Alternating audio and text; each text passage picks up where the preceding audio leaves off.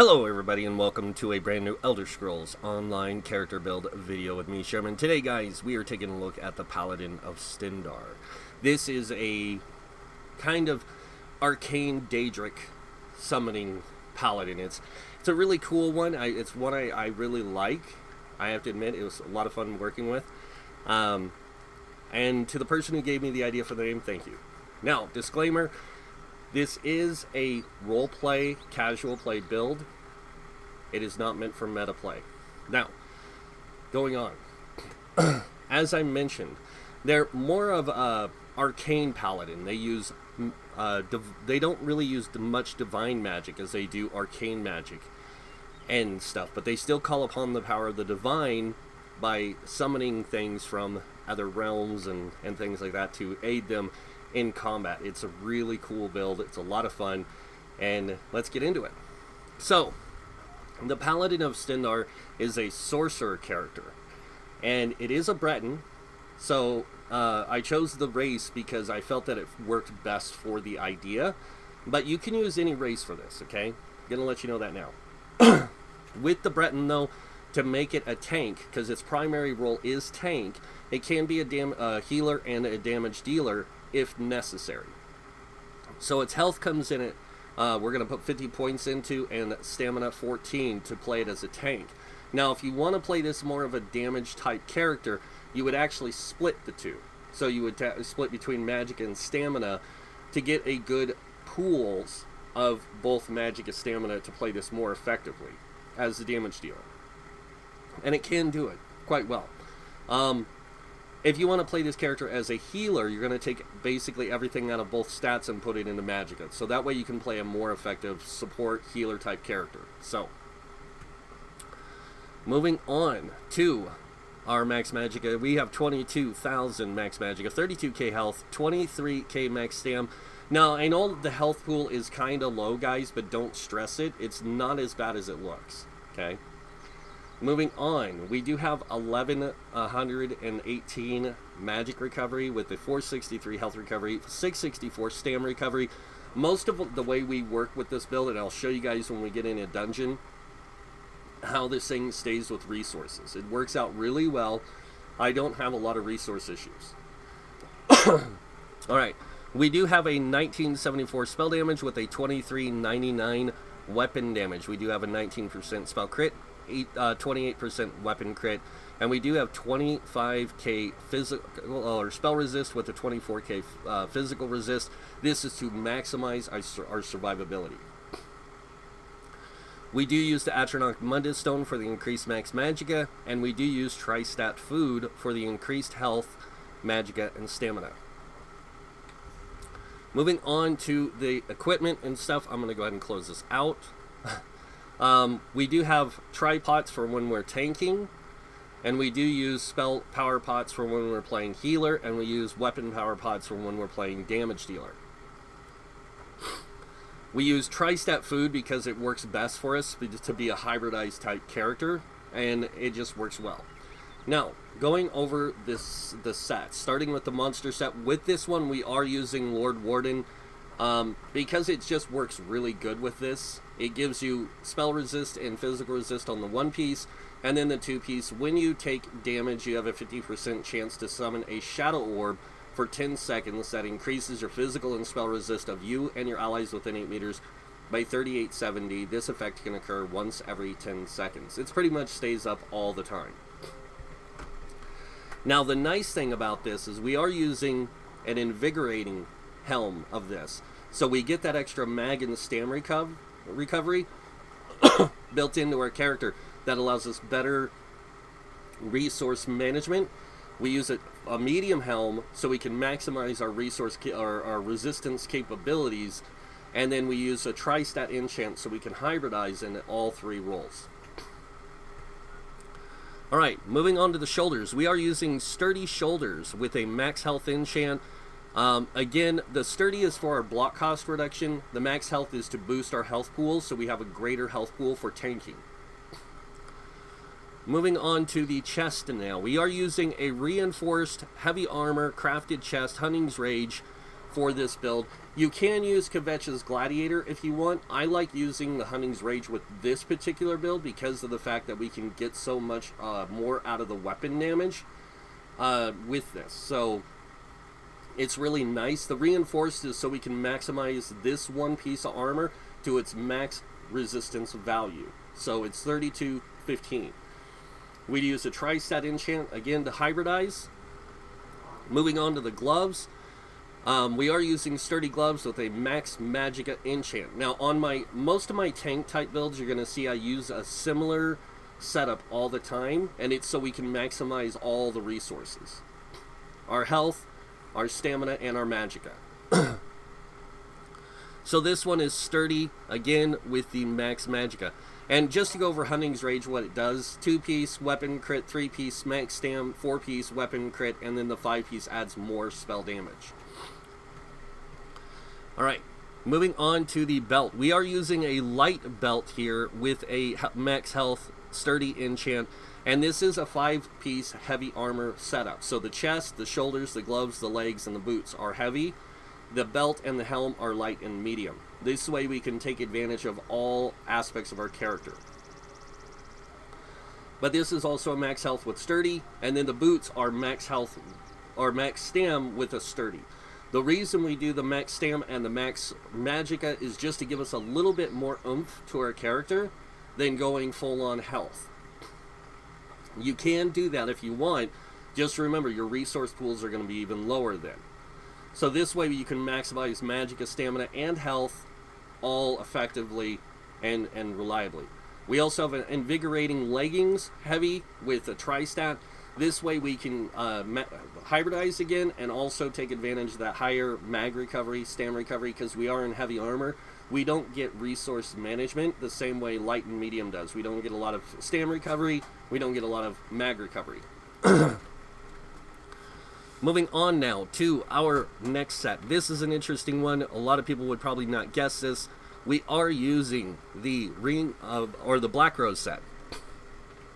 So Black Rose on the 1-piece adds max health, 3-piece max stamina, 4-piece max magicka, and then on the 5-piece increase your weapon and spell damage by 154, and also increases the magic and stamina restored for Constitution passive by 35%.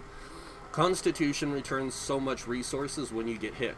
This is boosted now by 35%, so really nice.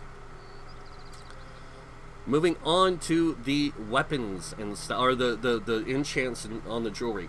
We do use a weapon damage enchant with a tri-rune on one ring and a tri-rune with a spell damage enchant. This is so we can maximize our ability to use both spell and physical damage. So we're both martial and magic. Next, we have a infused necklace with a shield play enchant. And this is so we can maximize our blocking capability and our bashing capability with this build. You guys will see why this works so well later when I'm showing this in play. Moving on now to the next thing. We are using a sword and shield. The shield is sturdy with a Tri-Stat. This is so we can maximize the hybridization, but also take advantage of block cost reduction. And then we have a Nirnhoned sword with a life drain enchant. The reason we use the life drain enchant is so this way we can get a little bit of health back when we do damage every 5 seconds. Now, the back bar. We are using an infused. Really? That one's got the life drain? I must have been asleep or something when I did this. So we should have an infused weapon and spell damage back here. The reason why is to boost our weapon damage capability and our spell damage capability, so we can take advantage of the higher weapon and spell damage with the character for different reasons, either through support, damage, or healing. Just depends on the different skills we use. And yes, it is infused. So, all right. Now that I've shown you guys that, we're going to go ahead and jump over to the skills. Starting with class skills, we do take the ultimate and every active and passive ability for all 3 skill lines. This way we can take advantage of all the different skills, passives, and everything in different roles and different situations. Moving on to weapons, primarily two-handed and sword and shield, we do learn all the ultimate active abilities and passives for different reasons, okay? Like, I might use ultimates and other abilities from the weapon skills when I'm playing more damage-based, so I can take advantage of being more damage-orientated when I'm not tanking. So, and then, of course, same thing goes with sword and shield. Moving on to armor skills. Sorry guys, allergies are coming back. I took medicine for it this morning. It's just not helping. We do take the top 3 light armor passives. This is the way we can take advantage of these passives in any role.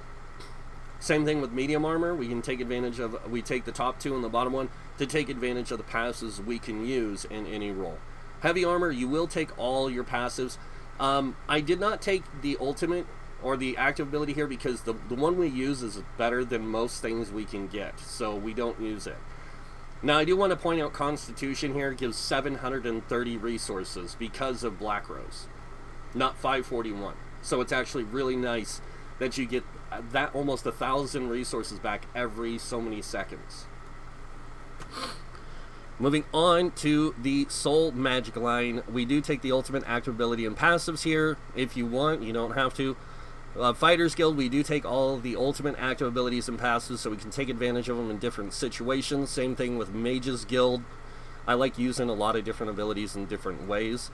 Same thing with the Psijic Order. Moving on to Undaunted, we do take all the active abilities and the passives. Sorry guys. Alliance War, we take the skills that best reflect us. Well, I take the skills that best reflect my ability to play in PvE. You can take all of these for PvP purposes. Same thing with the support line. And then racial, Breton. Actually, there is one race that plays this better. That is the Imperial race. And I should explain this. The Imperial race plays this better because of one of their passives, the Red Diamond passive. But any race works. I like the Gift of Magus because it gives me extra max magicka. I like the Spell Atonement because I get extra spell resist and I get that higher mag recovery. And then on top of that, I like the reduced magicka cost of your abilities by 7%. Since we use a lot of magicka based abilities most of the time, we want to take advantage of that reduced cost. Crafting, alchemy, medicinal use. This when using potions, resulting effects last 30% longer. And then provisioning, gourmand, and connoisseur. Now we're going to go over the skills we have on the bar. Starting with the first skill, we have Pierce Armor. Now this does damage up front. It does taunt to the enemy for 15 seconds and is your primary taunt ability. It also applies Major Breach and Major Fracture. Next ability we have is Heroic Slash. This does damage on its attack. It reduces movement speed. It also applies Minor Maim, reducing the damage of the enemy by 15% for 12 seconds. That only applies to one enemy at a time. And then we have the Minor Heroism. Whenever we do use this ability, we get one ultimate every 1.5 seconds for 9 seconds. Next ability we have is called Hardened Ward. Now this gives us a damage shield that's going to absorb 12,390 damage for 6 seconds, and the damage shield strength is capped at 50% of your max health. It's actually a little bit bigger than that. Oh no, it's not. Well, thought it was. But it's pretty nice, okay? It's a pretty nice shield. The other thing is that it applies to you and your pet. So our pet that we use is the Unstable Clan Fear. Now, this thing will do physical damage with one hit with its headbutt, and then physical damage with its tail spike every second. So it does the headbutt, and then it'll do the tail spike. So, and it won't do it every second. It does the tail swipe every second. So, and then it can also activate it. We can activate its extra ability, which will heal us for 1360. This is our primary heal, guys. Next ability we have is called Absorb Magic. This thing gives you a damage shield that absorbs up to 19,047 damage from the next spell projectile. It heals you for 16% of your max health. But while you have a shield equipped and this ability slotted, the amount of damage you can block is increased by 8%, and the cost of blocking is reduced by 8%. The main reason why we use the shield play enchant is to give us greater shield play effect with blocking and bashing. And I'll explain to that when we get a little further. So, next ability we have is called Greater Storm Atronach. You can use a different ultimate here if you want to. I use this because it does shock damage on its summon. It does stun the enemies for 3 seconds, and then it deals shock damage every second to an enemy nearby. It can also be a synergy. It's really good for that purpose for your group. And then when you do the synergy, it gives the person who activated it and the Storm Atronach major berserk, increasing their damage done by 25% for 8 seconds. Alright, moving on to the back bar now. We are using a two-handed with Carve. This is to keep that weapon spell damage applied, and it does X amount of damage up front and X amount of damage over 10 seconds. With the 10 seconds, we can apply our weapon and spell damage buff for that 10 seconds, but we can apply it 3 times in total. And remember, every time you apply it, it lasts a certain amount of time. So it lasts 5 seconds. So the first time you apply it is at 3 seconds, then at 6 seconds, and then at 9 seconds. When it reapplies at 9 seconds, you get another 5 seconds on top of that, coming to a total of 14 seconds of major weapon and spell damage. Alright, moving on to the next ability we have. It is called Shattering Prison. This one, you call forth Daedric Shards from the earth to immobilize enemies in front of you for 4 seconds. The shards deal X amount of magic damage when this effect ends. It's a really nice ability. I love using this. The next ability we have is called Liquid Lightning. Now this is a 4-meter radius. It's a very tight space. It lasts for 12 seconds, so it lasts 4 seconds longer than Lightning Flood. But it's got a more condensed space. But it's really good for when you're facing a boss or something like that. You just drop this right on them, and then somebody nearby can activate the synergy, which does shock damage. So it's kind of really nice. Next up, we have our Clan Fear again, because we have to have this on both bars for it to be effective, so we keep it on both bars here. Then we have our defensive buff. Now, a lot of people are going to wonder why I'm not using Hurricane, and I'm using Boundless Storm instead. Boundless Storm gives you a shield that does X amount of shock damage every second for 23 seconds. Hurricane only lasts 15. And then while in this form, you also gain Major Resolve, increasing spell and physical resist by 5,280, and you get Major Expedition, increasing your movement speed by 30% for 4 seconds. The main reason why we use this is so when we go into a battle to tank, we have better mobility to get to our enemies and stuff. That's why we use that. Alright, now coming up to the last ultimate we have, it is Aggressive Warhorn. This one, you basically blow this horn. It increases max magic and stamina by 10% for 30 seconds, and you and your allies gain major force, increasing your critical damage done by 15% for 9 seconds. Very awesome ultimate here. Alright, now, I'm going to go over CP really quick, guys. Starting with the red tree, we have 56 in Ironclad. This reduces damage taken from direct damage attacks by 20%. I was tweaking the CP so I could get it right with the Breton. 10 into Spell Shield, increasing your spell resistance by 1,003.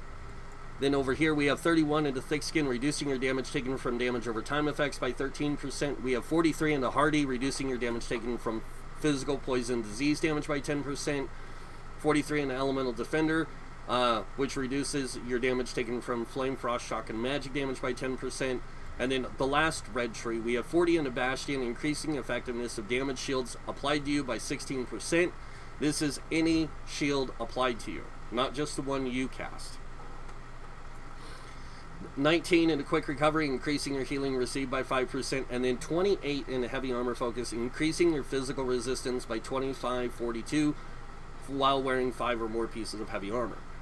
Moving on to the green tree, we have 40 into Warlord, reducing your break free cost by 16%, 16 into Sprinter, reducing your sprint cost by 10%, 16 into Bashing Focus, reducing your bash cost by 10%, and then moving on over here, we have 75 into Arcanist, increasing mag recovery by 14%,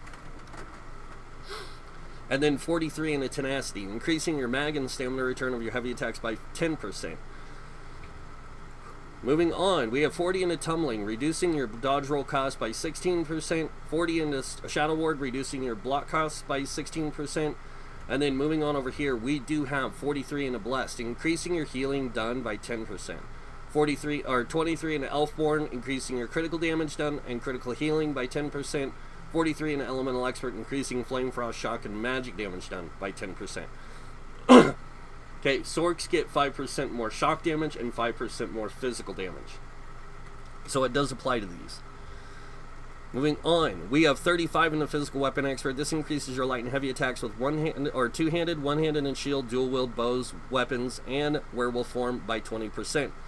We also have 40 in the Master at Arms, increasing your direct damage done by 16%. This unlocks Retaliation, Reposit, and the Butcher. Those are really good passives to have. Yeah. 43 in the Mighty, increasing physical, poison, disease damage done by 10%. Remember, physical damage is increased by 5%, so we get another 10%. Or we have 15% here.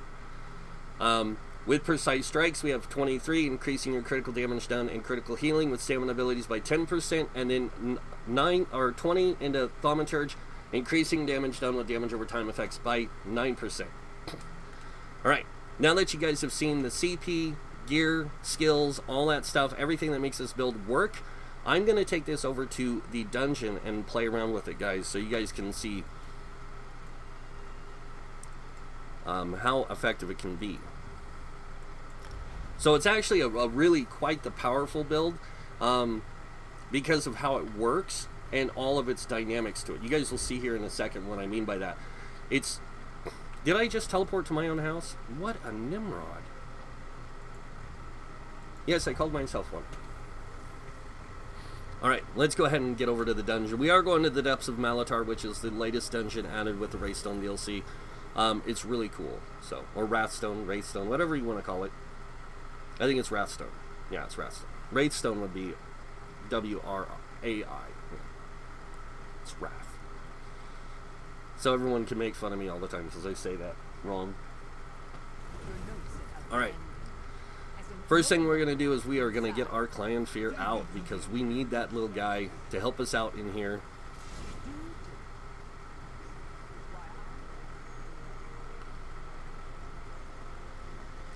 Yeah, what tool do I have equipped? My tripods. So we are in here primarily as a tank. Just to let you know.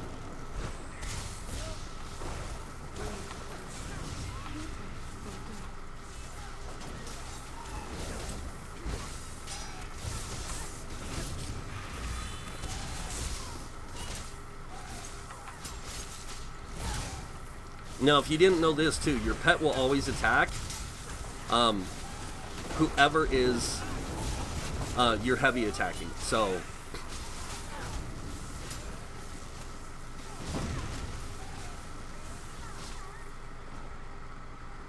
right.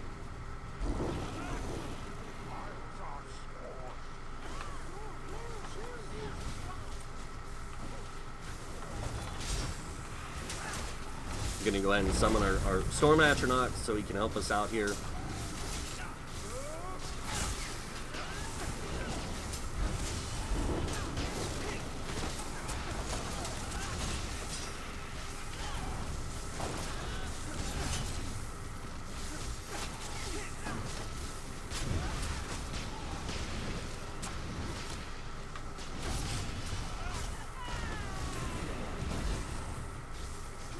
Oops, wrong one.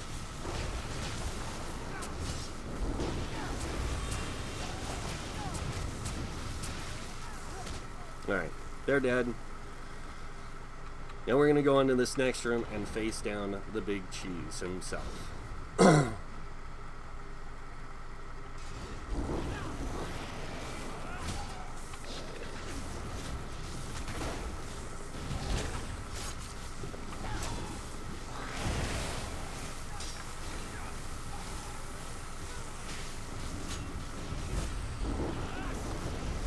Oh, he hit me. I didn't block it in time.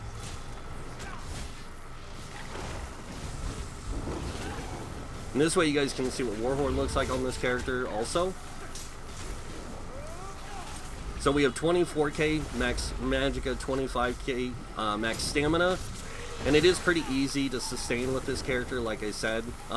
You might have some issues if you're spamming your heal. which you shouldn't be, so...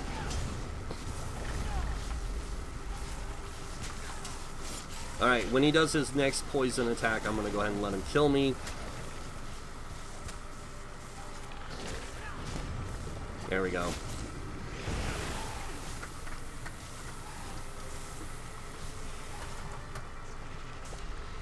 Whack. Stealth attack. Alright, so we're going to Way Shrine. We're going to go back here. This build is actually really good. I know it seems like it's not very effective to a lot of people, but it is really effective. It can work out really well if you can effectively play it. So, but yeah, lots of fun, lots of really cool action in it. I really like the build, but you guys make up your own minds on which ones you guys like so far.